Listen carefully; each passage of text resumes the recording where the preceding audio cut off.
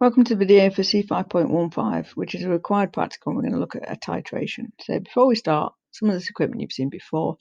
So I want you to pause the video and see if you can work out which label goes where.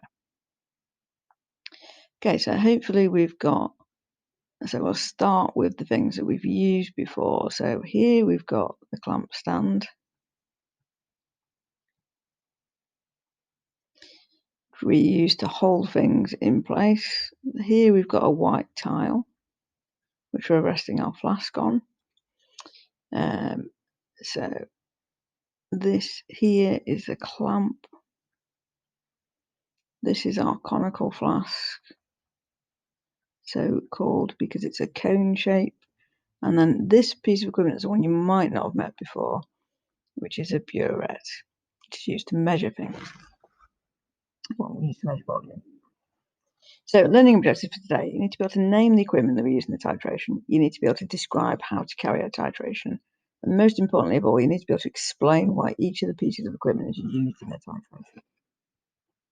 So before we start, we need to have a think about indicators. So there are 3 indicators that you need to know about. So if you think back to our C3, we know an indicator is a chemical that changes colour depending on the pH of the solution.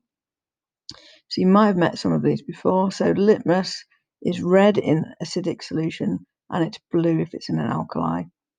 Phenolphthalein is colourless in an acid but pink in an alkali. And methyl orange is red in acid and yellow in alkali. Now of those, methyl orange is a bit rubbish really, because red and yellow are too similar in colour. So if I had a choice, I would use phenolphthalein or litmus.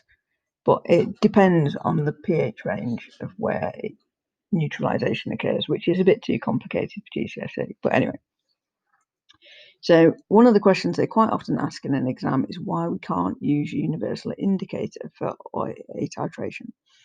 And that's because when you have single indicators like litmus, phenolphthalein or methyl orange, you get a sudden colour change. Okay, when you get universal indicator, it's a gradual colour change, and so it's not very good for titrations. Now, when we're talking about sudden and gradual, we don't mean in terms of time. We mean in terms of when we're adding volumes of acid or alkali. So it's important that you consider that sudden and gradual to be to do with the volume added, not the time, because it's not that it goes quickly or slowly. It's to do with how much volume it changes over. So we can't use universal indicator because it's a mixed indicator and it's going to give a gradual colour change, whereas single indicators such as litmus, phenolphthalein, and methyl orange give sudden, sharp colour changes. So before we start with the method, we need to think about what the meniscus is. So this might be something that's discussed before, it might not have. So when we get a solution or water in a burette or a measuring cylinder, you might have noticed there's a bit of a curve, and this is to do with hydrogen bonding, but we don't need to worry about that at GCSE. But there's always a slight curve that bends downward because the solution or the water kind of sticks to the side of the flask or the measuring cylinder. So that curve we call the meniscus. And when we're taking a volume reading, then the equipment's been calibrated so that the volume's accurate if we read from the bottom of the meniscus. So if I was asked what the volume here was, I would have to take a line across. Sorry, that should be a straight line. So that would be, so that's 30, that's 31. So each of these is 0.1. So that'd be 30.1, 30.2. That would be 30.3 centimetres cubed if I was asked for that reading. What people tend to do instead is to record it there. So if I was doing it incorrect, I'd record it as 30.4 centimetres cubed. So we have to remember that when we do this method. Right, so it's got a part of the method written down, and we've got to explain the reason why that part of the method is important. So this is a picture of the equipment, and firstly I apologise for the fact that my white towel is dangling over the edge of my clamp stand, but I couldn't draw it any better way on the equipment. It wouldn't make it big enough, and I couldn't make the clamp stand any smaller. So Most of this equipment we've met before. We've met the clamp stand before. This is the clamp. I've got a burette here, which is a bit like a long, thin measuring cylinder, except instead of having a flat base, it's got this tap here. And the tap is closed when it's horizontal, which is really important, because otherwise, if you forget that and you fill it up and it's not horizontal, you'll end up with lots of acid or alkali on the floor. This is our conical flask, and then we've got that on a white towel, which we'll talk about later. And we've got a funnel so that we can fill up the burette. Right, so here's the method. So we have to use a pipette and pipette filler to transfer 25 ml of sodium hydroxide into a clean, dry conical flask. So this conical flask is having the sodium hydroxide in.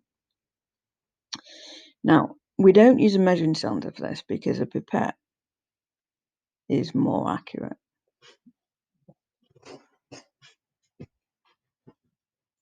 Now, back in the dark old days of when I was at school, we didn't use pipette filler always, though you could use suction by putting your mouth on the end of the pipette, and you could use that to suck up the liquid. However, that's really, really dangerous, because if you not paying attention, you could end up with acid in the mouth. So pipette filler is safer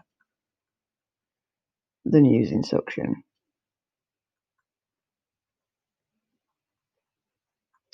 Okay, we use that to transfer the sodium hydroxide into a clean, dry conical flask. Now, it's important that it's clean and dry, because if there's other chemicals, might affect the results.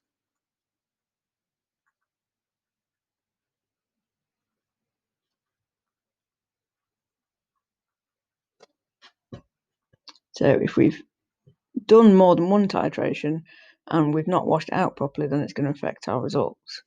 Now, we always use a conical flask, not a beaker. And that's because later in the method, we're going to swirl the conical flask. And if we swirl a beaker, then liquid goes over the sides of the flask. So the conical flask as is used, because when we swirl the flask, because the conical flask has got sloped sides, it stops liquid from splashing out. So the slope sides prevent splashing. Otherwise, we'll lose some of our solution. Now, we're then going to add some phenolphthalein indicator in this case. So we're going to add the indicator as well. And for this, we only add 3 or 4 drops, because the indicator is actually, most indicators are either acids or alkalis, and therefore they will affect the results if we add too much. Now, don't think you'll be asked that in an exam, but just in case. So it affects the result if too much is added.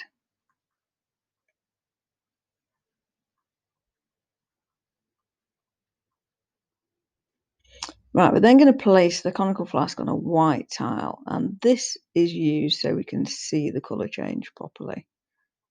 So because it's white, I can see the colour change clearly. Now we're going to fill a burette, and we're going to use a funnel so that it doesn't splash all over the place.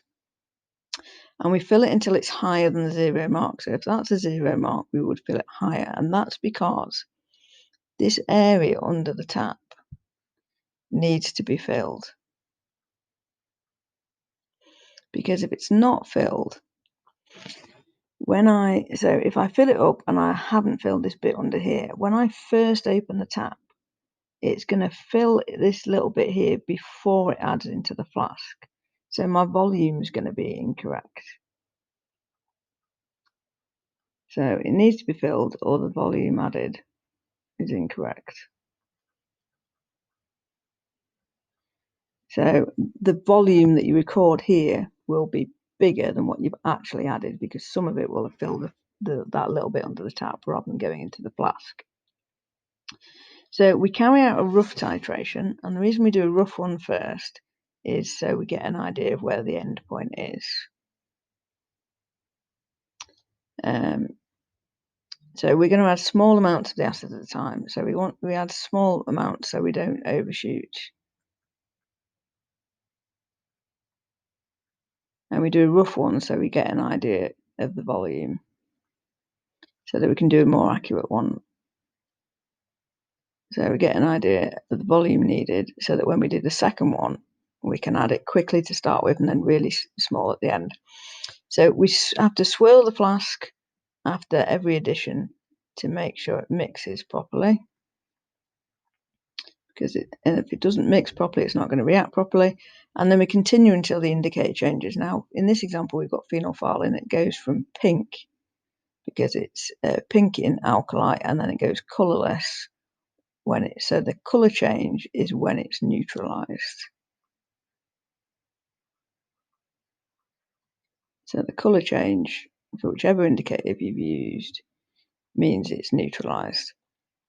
But I'm going to record the volume of acid needed, and then we're going to repeat it but add it dropwise near the end.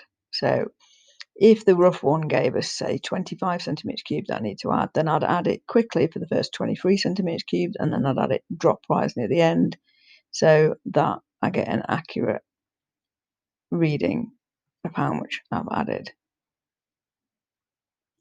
Okay, and then we repeat until concordant results are achieved, and that means within 0.1 mils of each other.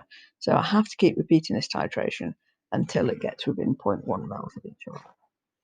And one more thing I forgot to say, which I should have said right at the start, is that we always wear goggles when we're doing a titration, and that's because acids and alkalis